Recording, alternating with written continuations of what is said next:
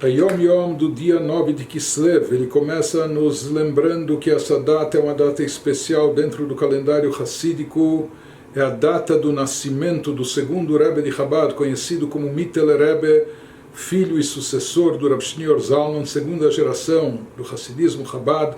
Ele nasceu no dia de hoje, 9 de Kislev, no ano de 5.534, equivalente a 1773, e ele veio a falecer exatamente nessa mesma data do calendário judaico, que isso também indica um conceito de plenitude, de missão completa, quando a pessoa, a exemplo de Moshe Rabbeinu, que faleceu no mesmo dia do seu nascimento, então ele também faleceu, o Mittler Rebbe, nesse dia, o dia do seu falecimento foi no ano, em 9 de Kislev, também no ano de 5.588, correspondente a 1827. E ele está enterrado na cidade de Niege.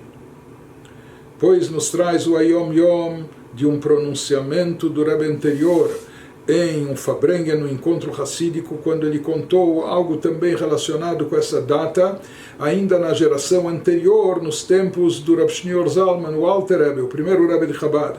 Ele nos conta que em 9 de Kislev, do ano de 5.554, equivalente a 1793, o Alter Rebbe disse nessa data também um mamar, um discurso hassídico. Ele pronunciou um discurso hassídico cujo conteúdo era parte daquilo que iria se tornar o capítulo 53 da primeira parte do Tânia do Sefer Shel Beinonim. E a temática desse discurso hassídico, ou desse capítulo 53, é o último capítulo da primeira parte do Tânia, que versa sobre o primeiro grande templo. Então, lá ele trata sobre o primeiro Beit HaMikdash, o primeiro santuário, templo sagrado que tivemos em Jerusalém, e traz o sentido místico, a explicação mais espiritual do que representou esse templo. Isso foi em 9 de Kislev naquele ano. No dia seguinte, o Alter Rebbe falou novamente Hassidut.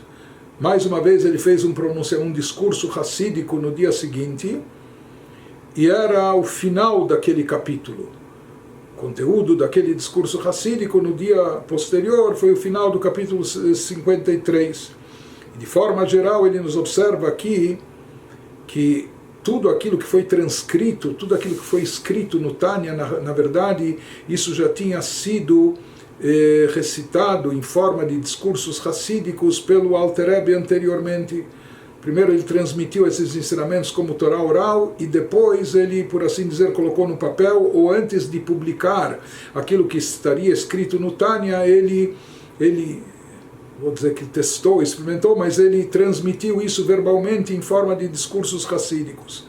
Então isso que ele nos observa, que os ma'amarim, os discursos hassídicos pronunciados pelo Alter Rebbe, desde Rosh Hashanah do ano de 5.550, que equivale a 1789, até 10 de Kislev de 5.554, que corresponde a 1793, ou seja, os discursos hassídicos que ele pronunciou no decorrer de mais de 3 anos, durante mais de 3 anos, semanalmente, todo Shabbat, praticamente em dias festivos, ele pronunciava discursos hassídicos com ensinamentos místicos, etc., profundos. Então, durante todo esse período de mais de 3 anos, até o ano de 1793, no qual incluiu a compilação dos conselhos dos anos precedentes, nesse ano de 1793, ele juntou todo esse material, inclusive os conselhos espirituais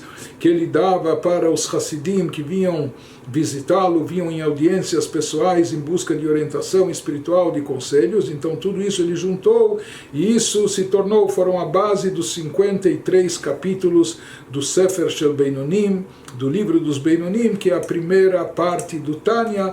Portanto, todo esse conteúdo, antes de ser publicado, também foi recitado, pronunciado diante dos Hassidim.